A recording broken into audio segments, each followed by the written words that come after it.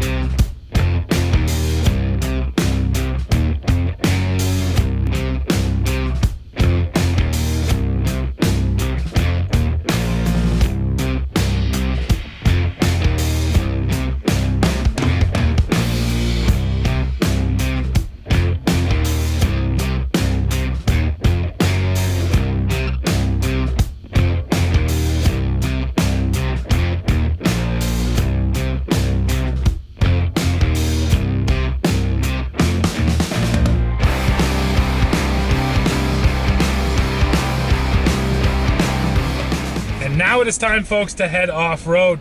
Now, the one thing I want to point out right off the bat, you probably just saw it, the price. Both of these trucks are $86,000 here in Canada.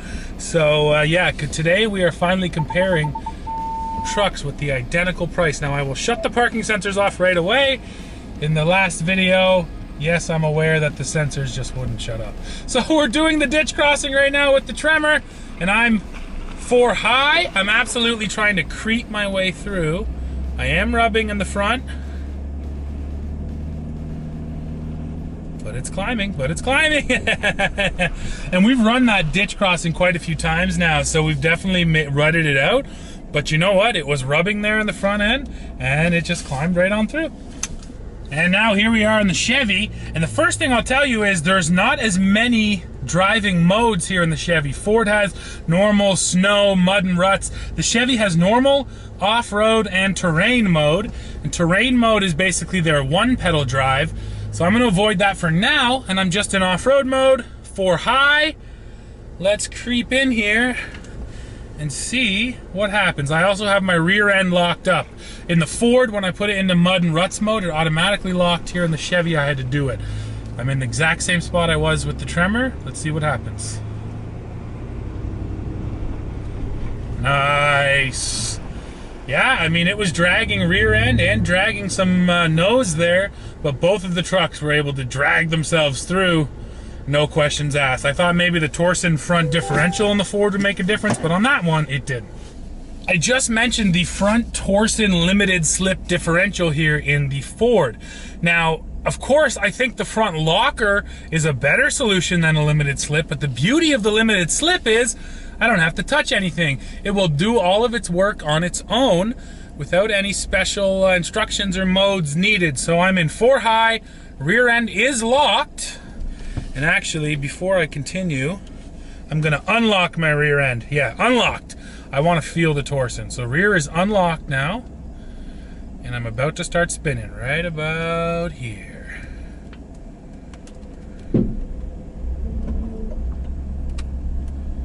Nice, and you can feel it. You can absolutely feel what's getting me through is not the rear end shifting power, it's the front end sending that power and then pulling me through. And you can actually even hear the Torsen doing its thing as it kind of binds up.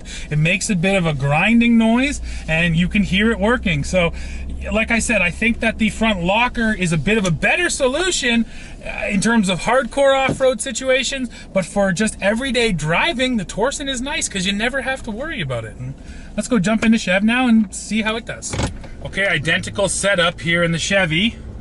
For high, unlocked, off-road mode, and let's just try to creep through. Just creep. Just want to creep. Really test her out.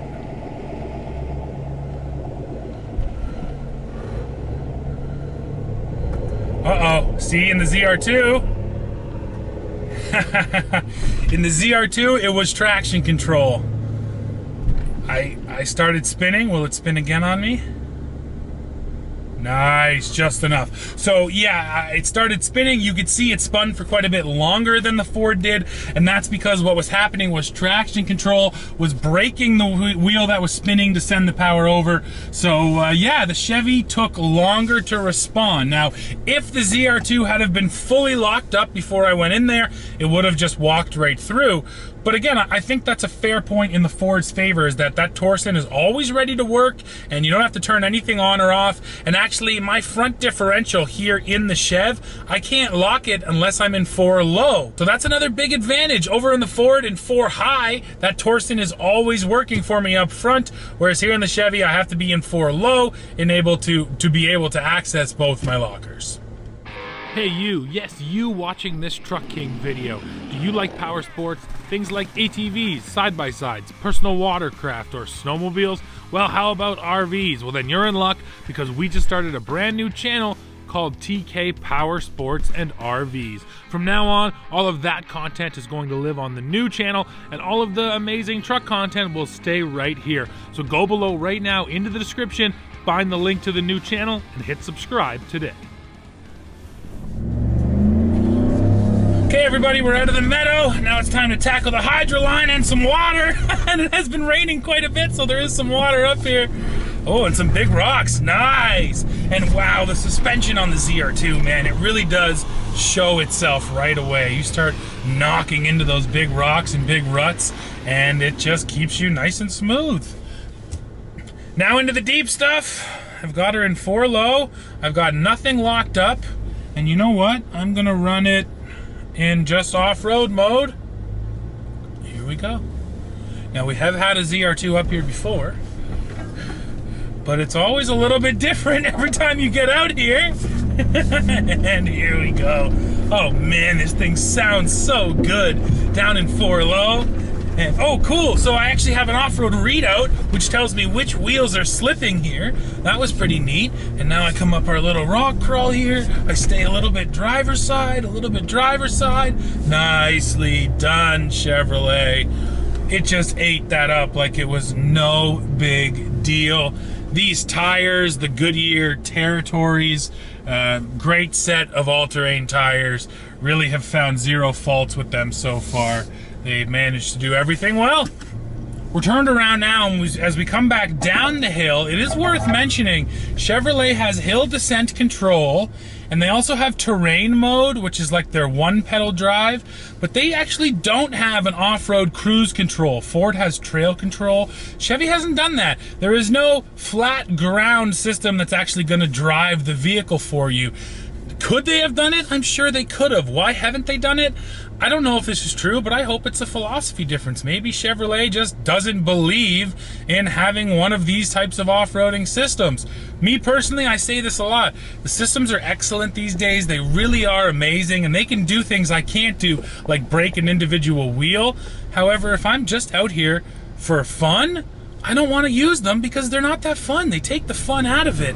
Although that hill descent was really slow and really smooth, and then you get down to the bottom and away we go again. Oh, I actually hit another rock in there. That rock is getting deeper or shallower and shallower as we hit it every single time.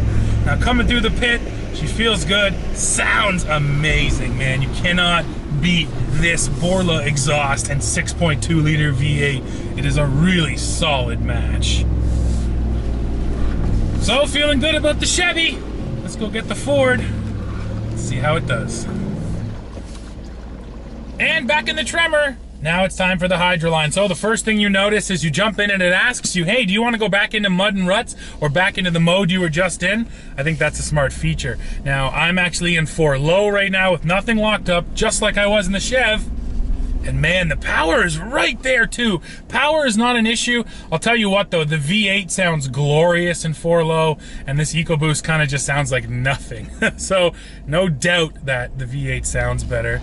And then let's feel it with a bit of speed here. Oh yeah, see? So when you get a bit of speed up in this Tremor and you start hitting things harder, it hits them hard. It stays stiff, this truck. Whereas the ZR2 has a really nice tendency to get just soft enough that you never feel kind of like you're finding the limit. Whereas here in the Ford, you speed up and you get a couple hard hits and you find the suspension limits pretty quickly. And now here we go. to the deep stuff. And no issue getting in here. Tires feel solid. Not showing any spin. Oh, there's one rock. Up and over it. And now, oh, that was a rock we didn't hit in the Chev on the rock hill here. Oh, a little slip there too. Okay, interesting. So the clearance differences definitely showed. I was tagging a couple things here in the Ford that I didn't in the ZR2. And then the difference wasn't big, but I had a little bit more wheel slip on those exposed rocks, up on the rock face. Down in the mud and down in the water, it didn't feel like it was spinning very much, but it's always kind of hard to tell when you're in there. But on that hill, I could definitely feel that these tires were struggling a little more to find the traction than they were in the ZR2. All right, now we're turned around coming back down the hill. And again, I want to use the off-road systems. So we don't have just hill descent control, we have Ford's trail control. I've got it turned on. It does let you set the speed by 0.5 km/h increments. I do like that. You can get really specific. So I have it set at 2.5 km/h, and it is just nice and slowly walking me down this hill. Equally as quiet and smooth and calm as Chevrolet's system. However, again, the Ford system will drive me all the way through my mud pit. All I gotta do is start hitting this. Oof, more rocks. Oh man, yeah, the Chev, the clearance is better. So as I get into the water here, I crank up my speed, 5, 6, 7, 8, 9.5 km/h. And so the Ford's doing it all. I have my foot off the gas, off the brake. This is all F-150. The ZR2 will not do this, and the Tremor will. So there is something to be said for, especially if you're new to off-roading, the Tremor is gonna help you out a little bit more than the Chevy is. And look, it does a heck of a job. And the one thing it does, which is a hard thing to do off-road, is to stay uber smooth and to not be jerky at all. That's something that comes with time off-road. And if you, like I said, if you're new to it and you just want to let the truck keep you nice and smooth, well, I gotta tell you that trail control really is extra smooth. So there's one system there that the Ford has, the Chevy doesn't. And man, they both did that really well. I think it's time to hit the left hook to see if that doesn't separate the two a little bit more. Let's go see how it works. Now we can look underneath the Silverado. First of all, big exposed tow hooks right in the front end. Then you roll back and you get to this, a nice beefy skid plate, and that extends beyond that front differential. Now up in here, I'll show you, those are the Multimatic shocks in the rear, in the front end, and they're hilarious because they're so short and chubby, and they really do a nice job. Now moving back, we get to the next skid plate, which is right there. That's to protect your transfer case. Over here, you'll see the optional Borla exhaust, and we'll let you hear that in a minute. And then one of the things that surprises me, there's no protection right here on the gas tank. That thing is just hanging out there. Now at the back end, at the corners, you'll see those massive Multimatic shocks. And finally, yes, that is a full-size spare tire. And now, ladies and gentlemen, the Tremor is up on the truck ramp, so I can show you underneath of it. First of all, up here in the front end, really nice exposed tow hooks, and then a beefy skid plate. That's the very first one you get to. I love that. Right where that plate ends, another one begins to protect your differential. Now as we roll back, there's more protection here, although this is not really anything heavy duty at all. Might just be soundproofing, honestly. Next up, skid plate right there for the transfer case. I appreciate that. And then the fuel tank actually gets a plastic skid plate, not a steel skid plate. Still nice protection there. Now down there at the rear end, it looks like a standard setup. Those are just the unique shocks that you get on the Tremor. And if I could show you the front torsion diff, I would, but of course it is fully covered up. But overall, everything is tucked up nicely down here, and we'll see if anything gets hung up once we go off-road. And now, folks, to really get to the bottom of this one, we're here on the left hook. We've had a bunch of rain lately, so there's a lot of water here. So let's get across these ruts, see how my drop is. Yeah, that's okay. Sticking with 4 high, nothing locked up because I don't think I need to be. Let's see how it feels. And I'm gonna try to keep it slow today. Oof, big hole there. So, okay, so far so good. I'm down in the ruts. I gotta get a bit of speed. I'm too nervous coming through here. And now let's see. Oh, I'm stuck in the ruts. Let's see how it transitions. Oh, like nothing. Like butter. Like honestly, that was really good ZR2.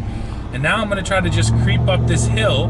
We got all these loose rocks down on the passenger side. I'm gonna get right over them here. Oh, we did have some slippage there, but not much at all. And we're up.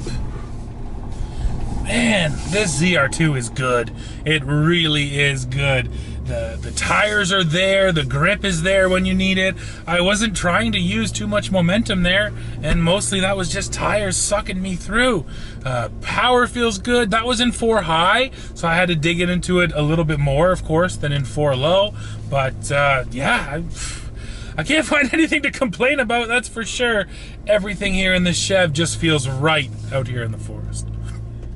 And now, time for the Tremor. So I did put it into mud and ruts mode. Now that automatically locks my rear end. I unlocked it. I shouldn't need my lockers here. I didn't lock up the Chevy, so I won't lock up the Ford. Now this got through the intro turn there, no problem. And away we go in the Tremor. Now same thing, I don't want to go too fast. Once I get into the middle, I get a little nervous. I got to bring up a little bit of speed, but stuck down in these ruts. So far, so good. Woof! Let's see what happens right here on the transition. Whoa! Whoa! Whoa! Whoa! It definitely slid a little bit more driver's side than I expected it to, but the tires coming through the middle there had grip. Oh, my rear end. Oh, I'm spinning. Yep, I'm spinning. And I got 4-wheel spin right now. 4-wheel spin. Wow. Well, you gotta say it, the tires here, they're not as good. Let's see if I just lock up the rear end, if that's enough to get me through. So now rear end locked. No, you know what? I need to bump up onto this rock. So I'm just gonna back it up like that. And boom. I just had to hit it a little bit. See, a little bit of momentum was the key. But that goes to show you, I think we can chalk that up pretty much purely to tires. These general grabbers, they're just not as good. They seem to cake up with mud quicker than the tires over there in the Chev. So yeah, when it comes to rubber from the factory, the Ford tires are just not as good. Now that's something, of course, you can rectify. And if you were to buy a Tremor, I would probably recommend getting something other than these generals. Is the difference huge? No, it's not huge, but it is definitely there. So yes, the focus of these trucks is off-roading, but these are still pickup trucks, so they still have to work hard. And luckily, Ford and Chevrolet have been adding a lot of new features to the rear ends of their trucks. So let's take a look right now. First of all, here in the F-150, this tailgate can be lowered automatically.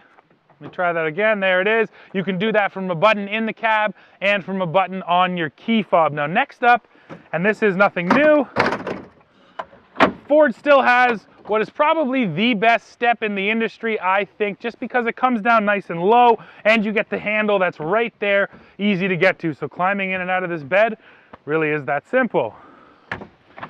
And then to tuck it away, 2 steps. There goes the handle. And it's gone. I do like that setup. Now the other thing Ford has done, they spent time here on the tailgate. So you can see here, you have a ruler. So if you have some lumber or something, you can actually measure it. You have little pockets over here for pencils, cell phones, nuts and bolts, whatever else you might have. And then what's really cool is right here, Ford calls these C-clamp pockets. So you can actually put a C-clamp in here and that'll grab onto the wood or again, whatever you're working on. They're really trying to make this more of a mobile workstation. One other feature we cannot forget, that's right down here, that is Pro Power on board. That is 2 kilowatts of onboard power and you get 2 plugs which you can use it with. So that really is handy. Now another point I need to make is that both of these trucks are here today in the only configuration you can get them, and that is crew cab with the short bed. And yes, the tailgate here on the Ford can close on its own. Now let's take a look at the ZR2 over here. So first of all, you're gonna notice we get the bumper steps here on the Chevy. So it's kind of a different philosophy. Nothing needs to be folded or taking out. Those are always ready to go. Now the other feature we get, the multi-flex tailgate. I'm sure you guys have seen this, but let me show it to you again. It's got many positions. This is a cool position. You get the load stop. You can store things kind of high up if you have some long lumber or something. You can also use this as a little workstation when you're standing back here. Next up, and this is honestly probably the most common configuration I've used it as, is just the load stopper open on the open tailgate. Again, if you have lumber, if you're hauling things that you're worried might slide out the back, put that up and then you don't have to worry. And then finally, you reach down here, you let that inner tailgate out, and you get this big monster step. Now, to copy Ford, GM also put in a handle that's up there. And that is probably just as easy to use as the Ford step. It's definitely a lot wider than the Ford step. The handle's a little further away, but for the most part, it's just as convenient. Now, looking inside of this bed, I will say that the Chevy bed has better tie downs. You can see them right away. You get 3 individual hard tie down points in every single corner. In the Ford, you only actually get 1 tie down point in every corner. Now on the flip side here in the Chevy, you only get 400 watts of power and just a single plug, whereas the F-150 kind of blew this thing away with that 2 kilowatts. So a lot more power in the Ford. Better tie downs here in the Chev. You know, the Ford tailgate does a few things the Chevys doesn't, and vice versa. It's hard for me to pick a winner here. They both have really cool features in the back end. So why don't you tell me, just based on the beds, which truck would you take?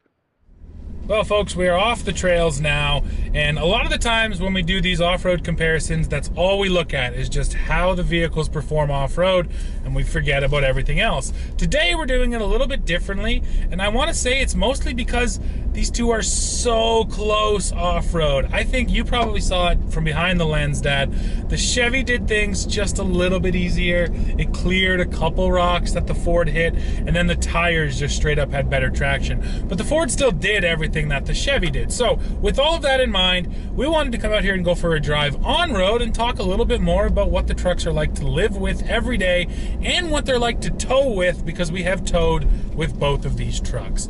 Now, my takeaway on the Tremor here, Dad, is that it doesn't really give up, well, almost anything in order to get the off-road, you know, goodness that we have here, to get the tires and the suspension and all that.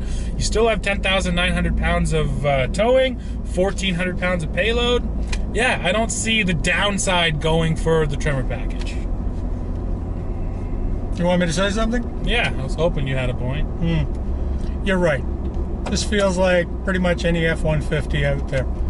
And, you know, we're talking about, you got to live with this truck 7 days a week, and I guarantee you're not off-road every day. So, you know, can you get to the mall? Can you get to work? Is your wife going to complain about it? So, space-wise, excellent. Seating, very, very good. It's quiet inside. It's responsive. It handles well. All in all, that's the thing with trucks today. They don't beat you up on road for the qualities that they have off road. So I think straight up, this one is a winner. Yeah, and you know what, even more so, once you hook a trailer up, we put our 7,000 pounds behind this truck, and like you said, it just feels like any other F-150, which is pretty much exactly what you want. And sadly, the same cannot be said for that Chevrolet. So why don't we jump in the Chev now and see how it feels. Fair enough. And now we're on road here in the ZR2. Having some fun with that 6.2 liter. Man, and you know, I said this when we were off-road. It just sounds so good. The Ford sounds like nothing. It just doesn't really have a sound. No character to the engine at all. This 6.2 just sounds glorious. And we do have the optional Borla exhaust. And Dad even pointed it out. When you start this thing up, man, it barks. It really does bark at you. It's pretty impressive. So yeah, that's one thing that Ford's never going to get is V8 sound out of their EcoBoost. But besides that, Dad, let's talk about this truck now, driving on road. I think we can agree the suspension setup here is definitely more revised over stock than it is in the Tremor, right? We're getting the Multimatic shocks here, which are totally different from what comes on the stock Silverado. And when you're off-road, what that results in is a fairly smooth ride, even when you're really pounding on it. And then when you're on road, I don't think it's as close to a standard Silverado as the Tremor is to a standard F-150, but it's pretty dang close. That's my take. It's close, but it is a little bit softer, and we certainly saw that when we were towing. Yes, the 7,000 pounds really showed the squishiness, right? Yeah, but you know what? It's an okay trade-off, because the reality is if you're really looking to feel it, you can feel it, but does it bother you? Not really. So, I mean, you're buying the ZR2 for that particular reason. You want to go fast. Yeah. That's something we can't really do on our trails and around the Ontario bush. But there's parts of the country where, frankly, yeah, pounding this thing, you know, through the wide open, whether it's the prairie or the desert, you know, that's pretty cool. And I think that's where this particular truck shines. Absolutely. So yeah, trade-offs, you know, you said it, and the trade-offs here, I think we've kind of, you know, found them. If you want the high-speed off-roading out of the ZR2, you're going to give up a bit of the on-road comfort and the towing and payload. If you want the towing and payload out of the F-150, well, you're not going to get the high-speed off-roading that you do out of the ZR2. So I think, like usual, Dad, it's hard to say one is better than the other. What it comes down to is, what do you want to do? What do you need to tow? What kind of off-roading do you want to do? And that's how you're going to make your decision. Well, folks, we have come to the end of this video, and I do think the verdict is pretty clear. If you prioritize towing and payload, but you still want to have some fun off-road, well, you want to take an F-150 Tremor. But if you want to go off-road and have the most fun possible and get into some gnarly spots, and you don't care as much about towing, well, then you want a Chevy Silverado ZR2. And if you're going to ask me which one of these trucks I'm going to spend 86 grand on, yeah, it's the Chevy. And I'll tell you why. It's because I love going fast off-road, and when it comes to these two trucks, the Chevy is the only one here ready for that high-speed off-roading. Now, of course, I need to hear from you, so please go below into the comments, let me know which one of these two trucks you would buy if you had 86 grand, and then as always, don't forget to come right back here to the channel to see what we are testing next, because you never know what it might be. See ya.